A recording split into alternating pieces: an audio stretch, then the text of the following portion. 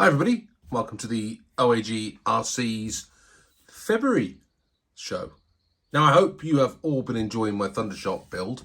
I haven't got it out on the desk because I don't want to give away the big reveal, and if I put it down here you're going to see what it looks like, and that would be cheating. So we've just started off with an empty desk, and that's really how I've started February. I've got nothing out. So I've got a choice to make as to, well, what do I do next? And more on that later. But first, I've had a little care package come for my RC Restore project, which you'll know I've got two on the go now. Sorry, two on the go. One of which is that wonderful DFO3, which we've got the alloy parts that have come via Toby from Norway. Thanks, Toby. And they're going to be going onto that hopefully in next month's show, not this month's show. But what I have had is a care package come for the Madcap project that I've got. So let's take a look at that next. So I got chatting on one of the Facebook groups to a guy called Cole. Cole, hi, how you doing? And he has got several Madcaps. And if you go over to Tamiyaclub forums, he's quite active over there in some of the threads, and he's done quite a bit of work showing off his Madcap restorations, which are phenomenal, but also supporting other people who are trying to do stuff with Madcaps, restoring them, or trying to do crazy stuff with them, which is what we're going to talk about in a minute. So as you know, my Madcap chassis is bust, and I thought I got a deal on eBay last week, and I bought two Madcap, just like the plastic chassis tubs, and both of them are also split. So I'm not having much luck with this thing. But I was chatting to Cole, and he said to me, why don't you... Well, the question I put on Facebook was, can I attach the front and rear parts of the Madcap to an Astute chassis in the middle? And some of the answers came back, no, you can't. And Cole came back and said, yes, you can. And he's done it. So we got chatting, and what he said he'd do for me is he'd help me out and let me know what sort of parts I need in order to do this. And he said, I've got some other bits and pieces knocking around, which I think will be really useful for your restoration. The first of which was some Tamiya wide-studded tyres, because I don't know if you know, the Madcap tyres are impossible to get hold of, but these fit the rears perfectly, and these are just, you know, your standard Tamiya rear tyres. So, Colt, thanks for those. They're going to be a massive help in the restoration. He also sent me these steering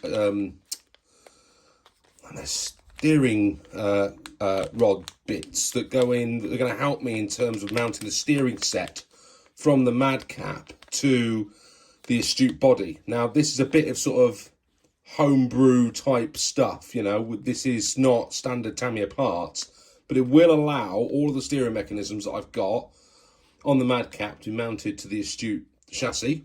So that's cool. He also sent me this part here, and I can't 100% remember. I think this is a mount for the front to be able to mount the bulkhead up. I need to check back with what he sent me in terms of the instructions. But this is going to help with, again, mounting that front and rear parts onto the carbon fibre chassis that comes with the Astute. He then also sent me some shock parts, because they come with CVAs on the Astute, and I've got the friction shocks on the Madcap, but while I'm upgrading it and doing it, I'm also going to put in some CVA shock parts I've got. What I didn't have were the rods, and he had a spare set of rods that he's also sent me over, and he's also sent me the screws for the bottom to be able to mount all the hardware up to the bottom of the chassis. Now, that is incredibly generous, and Cole, if you're watching, thank you ever so much for supporting me so far with these parts. But what he also gave me was a shopping list of other bits and pieces that I'm going to need for this particular project.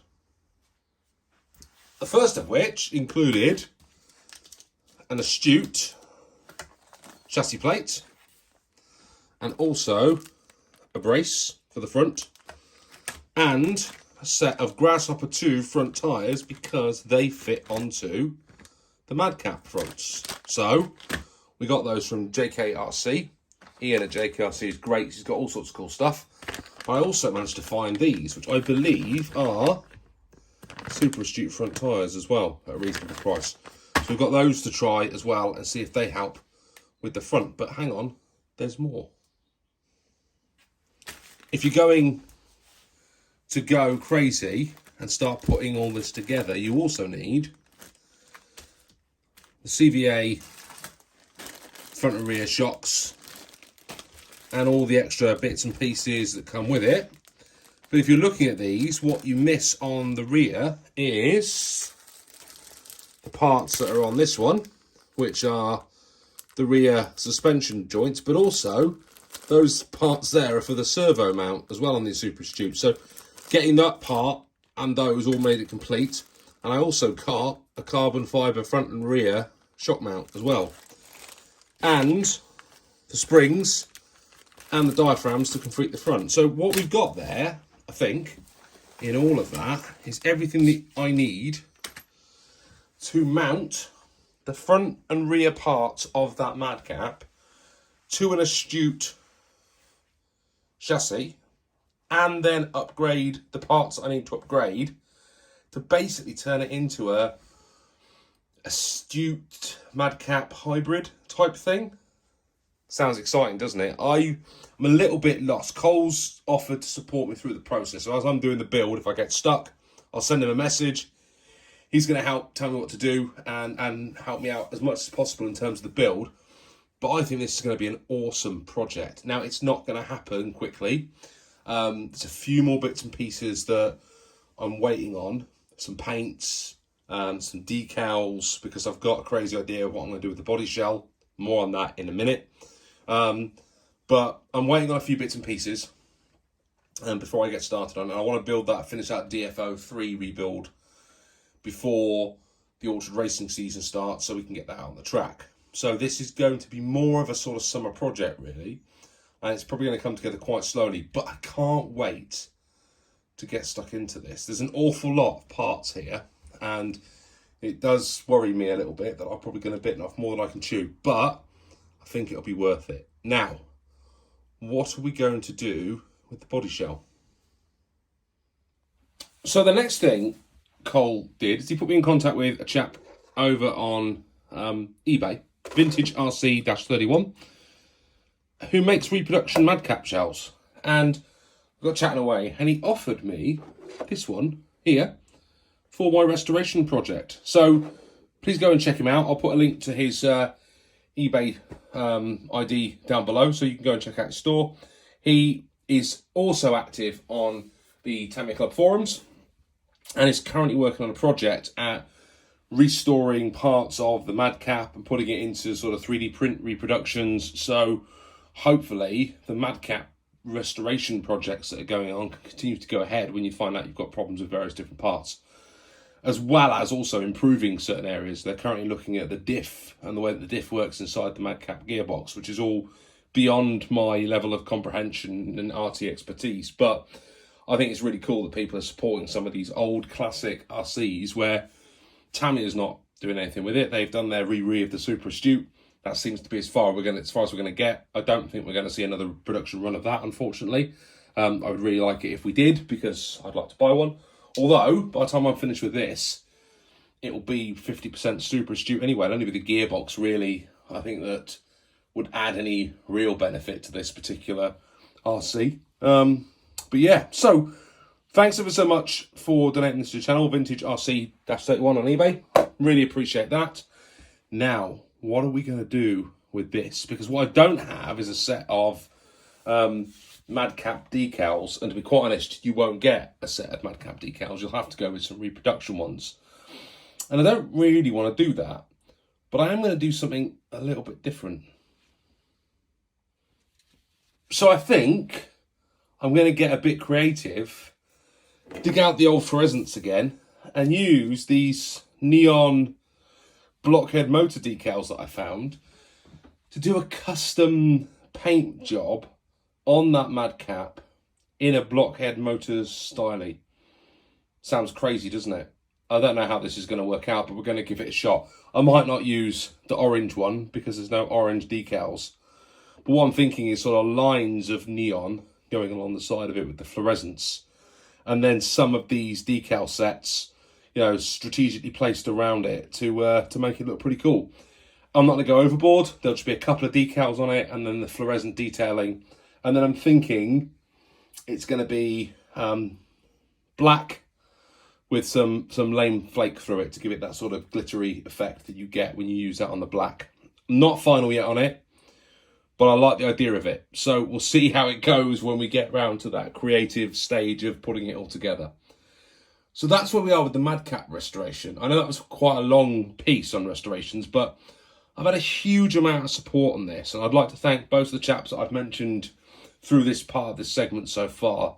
Been really helpful to have people with some proper knowledge on this project to give me the guidance that I needed to really get the idea off the ground.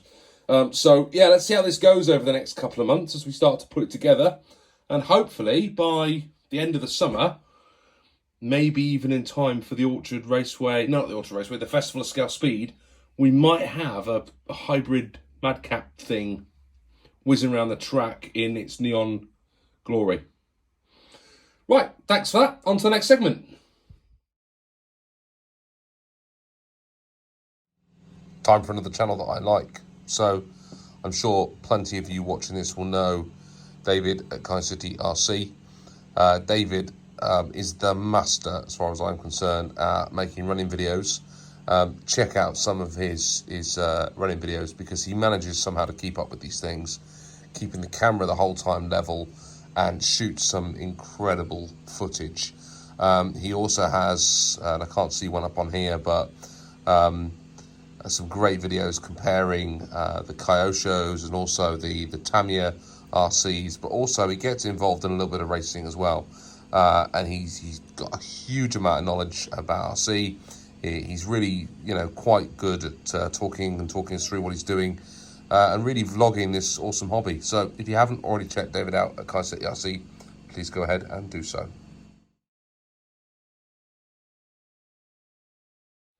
Okay, this month's hop-up hunt is all about gears. Well, not gears, but clutches. So these are the gears for my DF03 build. And I was thinking it'd be really cool as I'm building this up to put a slipper clutch in, because I know they do one for the DF03. I saw it in my Tamiya catalogue. But can I find one? No, I can't. If anyone knows where I might be able to find a slipper clutch for a DF03, please drop it in the comments below. And that is the RC part hunt topic for February. Wish me luck.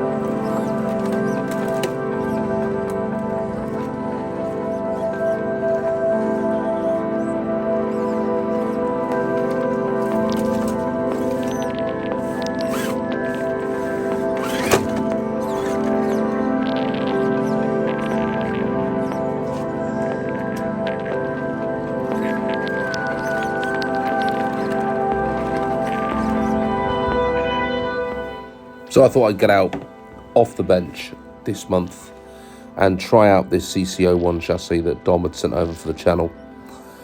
Now, what I thought I'd try and do is just a little bit of really light obstacle crawling with it, and very quickly realised that there's some limitations in terms of grip from the tyres. Now, it was a bit wet out, so maybe that didn't help. But also in terms of the way that the suspension moves and the travel, both in the front and the rear. I also have got some questions about the control that I have over the throttle using the 35-turn motor that's in this vehicle as well. I mean, it's good fun. I had a good time out in the Orchard Raceway. You can see where the bug house collapsed out on the track last season. Had some good fun playing around with it up there and just driving about. But if I'm going to try and do some crawling with this, I think there's a couple of upgrades, some of which I've already talked about, that it's definitely going to need before it becomes a serious crawler. So I'll let you look at the rest of the footage and see some of the fun that I had out just driving it around and just having a blast with it, really. Quite like it. I think I can get into this and I'm looking forward to hopping it up a little bit, and then get it ready to get it out on the rock with Dom, and we'll see what this thing can do.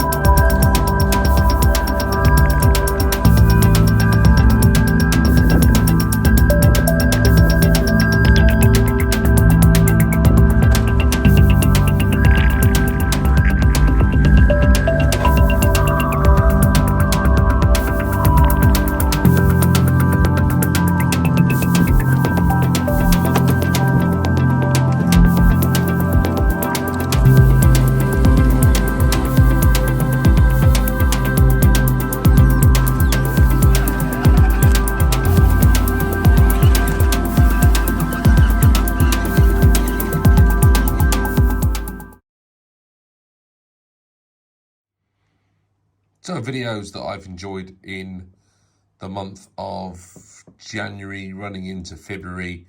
I'm going to start off with Rex RC and Rex's 2022 compilation. 23 minutes of a look at all of his great videos from last year, but also a really good, honest chat about the hobby. So if you've got a spare half an hour or so, head over to Rex's channel and check out his 2022 in 22 minutes. Good work, Rex.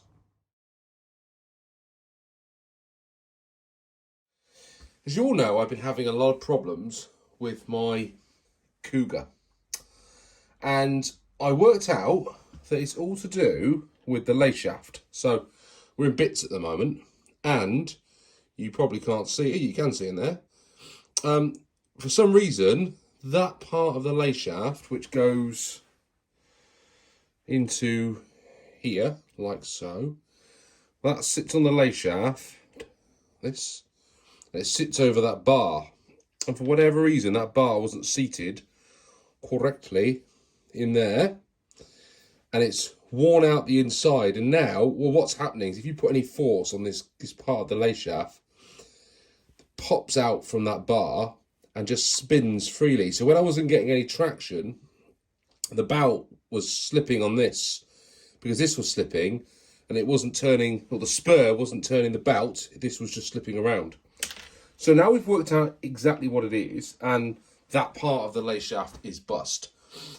I've got no option but to go with the Pro transmission upgrade. So I've just opened it out of the bag.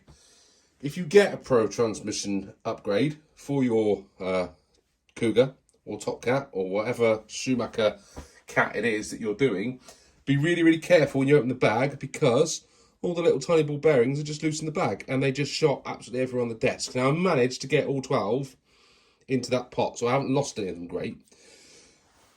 This is the diff, and there's some silicone O-rings, sorry, some not silicone O-rings, some O-rings that you pop over the outside of that.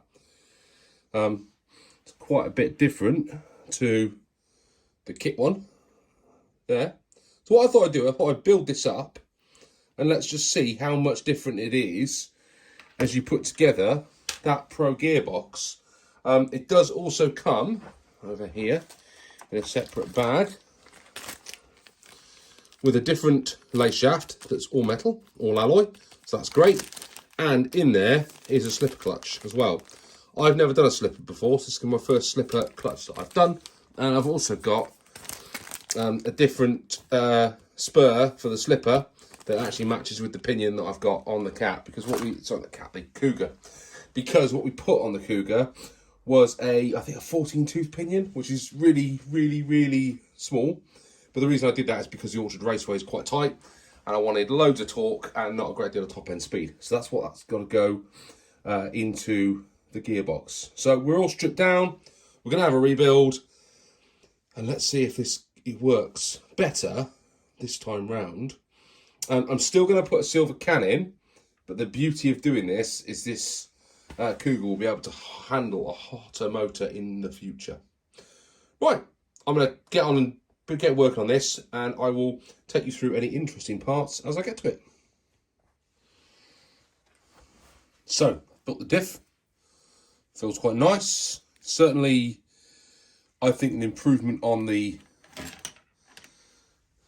kit differential. Next thing I've got to do is change, I haven't got to do a great deal with this, because the lay shaft on this one, instead of being a metal bar with plastic gears, as this one is just a complete alloy or steel. It looks like it's steel shaft. It's a lot better, I think. Certainly I'm not having any problems with that.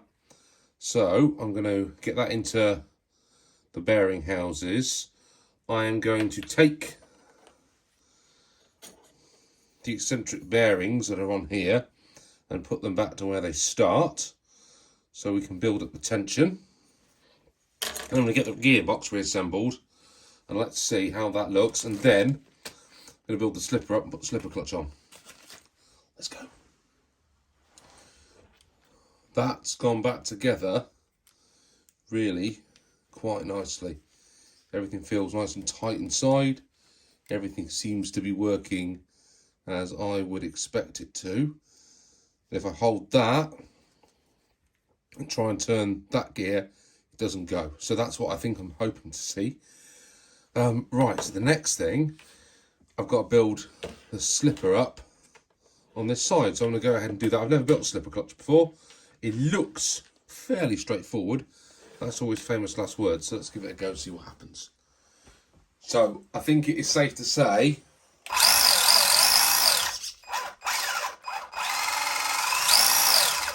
the Cougar seems to be ready to rock. That Pro transmission seems to have done the job. Now it's too dark outside for me to go out and give it a rip, and there's not a lot of space in the studio on the floor for me to try it, so we're going to have to wait till it is a bit better outside, but I think we might crack this. So I drove it up and down outside in the dark, and it works.